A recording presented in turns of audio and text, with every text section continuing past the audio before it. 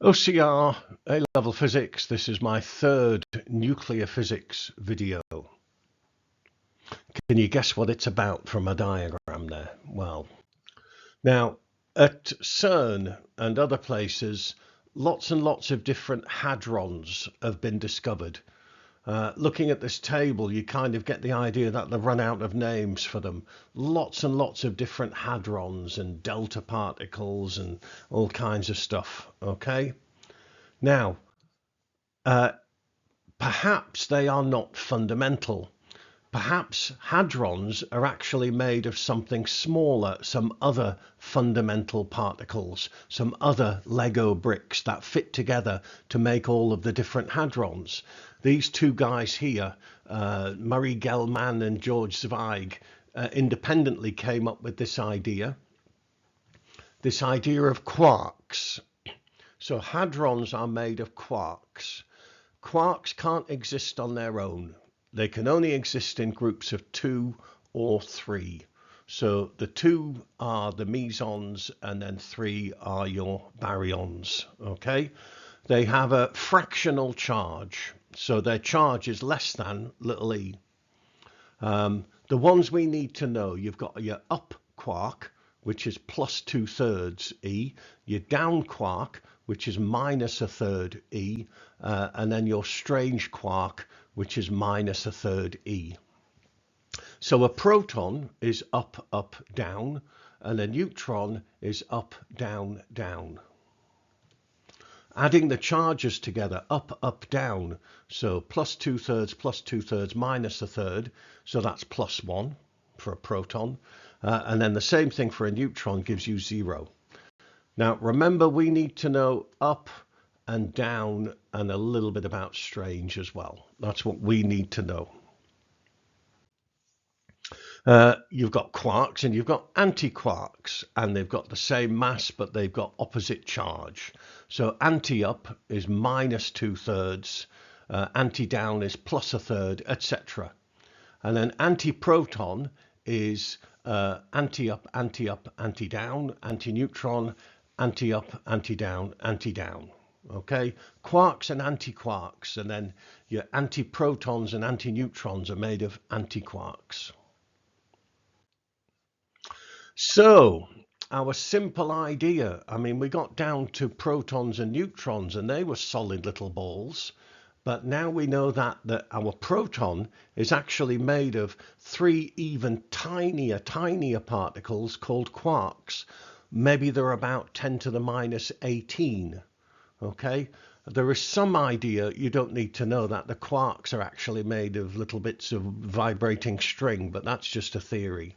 Okay, but we're getting deeper and deeper into what stuff is made out of.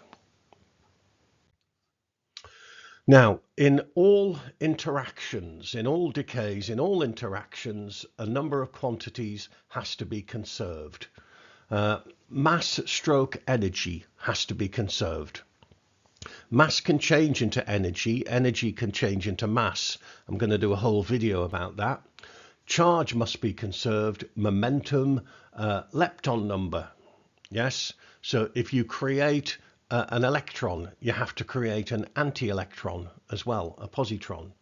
And then your baryon number, like the number of protons or neutrons, has to be conserved as well. Let's look at beta minus decay.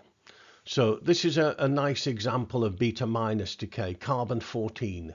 So you've seen equations like this at GCSE. So carbon 14 decays into nitrogen 14, and you get a beta minus and you get an anti-neutrino. Okay, on this graph here, top right, okay, if you did a graph of N against Z, then in beta minus decay, you're going that way there. Things which decay by beta minus tend to have too many neutrons. We talked about how important the number of neutrons were, and if you've got too many neutrons, then what's going to happen is that a neutron will change into a proton, yes, and you'll give off a beta minus. Looking at the equation, okay, so a neutron has changed into a proton. So up down, down has changed into up, up, down. Yes, we say that this one of the down quarks flips into an up quark. This equation here, so a down goes to an up, and you get your beta minus, which is an electron, and you get your antineutrino. Charge is conserved. Yeah, we're creating an electron. Well, both sides of the equation have the same amount of charge. Yeah, we've created a proton and an electron. My lepton number is conserved. I've created a particle and I've created an antiparticle. And the last word, carbon-14, and in another video I'm going to talk more about carbon-14. It's very useful if you've heard of carbon dating, yeah, for dating, seeing how old some very old things are. Let's look at beta plus decay. So oxygen 15 goes to nitrogen 15 and a positron and a neutrino. Now, things which don't have enough neutrons, things which have too many protons, tend to decay by giving off a positron. If we look at our graph of n against z, and you need to know these little graphs, by the way, you'll see that we're moving away from the protons and towards the neutrons. A proton has changed into a neutron, so up, up, down goes to up, down, down. So an up quark has flipped into a down quark. This little equation here, you might be asked to write that down. So up goes to down plus a positron plus a neutrino. Yeah, charge is conserved again because we're losing a proton, but we're gaining a positron. And our lepton number as well. We're creating an antiparticle, and this time the neutrino is a particle. And this is an interesting decay. This is used in positron emission tomography. When I talk about medical imaging in another topic, I'll come back to PET scans, a very useful imaging technique. Alpha decay. Things which give off alpha particles tend to be overweight, big, fat, heavy nuclei like uranium-238. And they're just like water drops, you know, when they're too big, they're unstable. And they need to lose a little bit of weight. One way they can do it is to give off a few alpha particles. So emitting alpha particles is a good way of losing mass. And if you look on the n against z graph, that's what happens. No other particles are involved. This is a very interesting graph. Study this graph, okay? Remember the three graphs for beta minus, beta plus, and alpha emission. Now look at this graph of n against z, and this is for all of the isotopes that exist, whether they are stable, whether they are unstable. There's some really, really big versions of this graph on the internet. Yeah, but this is just my little summary of it. So the black line in the middle, they are your stable nuclei. Yes. Now above the black line, you've got your beta minus emitters.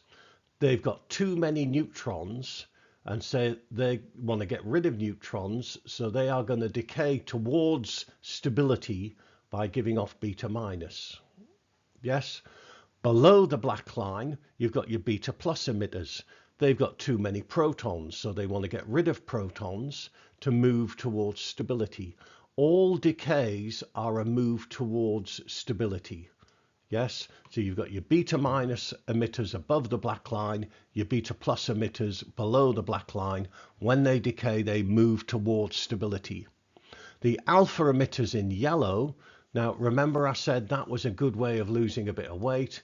So when they decay, they're moving towards stability in this direction on the graph, towards stability. Yes, so the big, fat, chunky ones, they're the ones that give off alphas. I've also put some little green dots there. They're very special. They do something called nuclear fission. Yes, and I'm sure you remember what that is from GCSE, and I'll talk a lot more about that later. So a very interesting graph. The other thing to notice about the graph is for the smaller nuclei around here, the number of protons and the number of neutrons is about the same for your stable nuclei. For the big boys up here, you need a lot more neutrons to be stable because there's so many protons repelling each other. You need loads more neutrons. So the ratio of protons to neutrons, or rather neutrons to protons, it gets to about 3 to 2, about 1.5 to 1.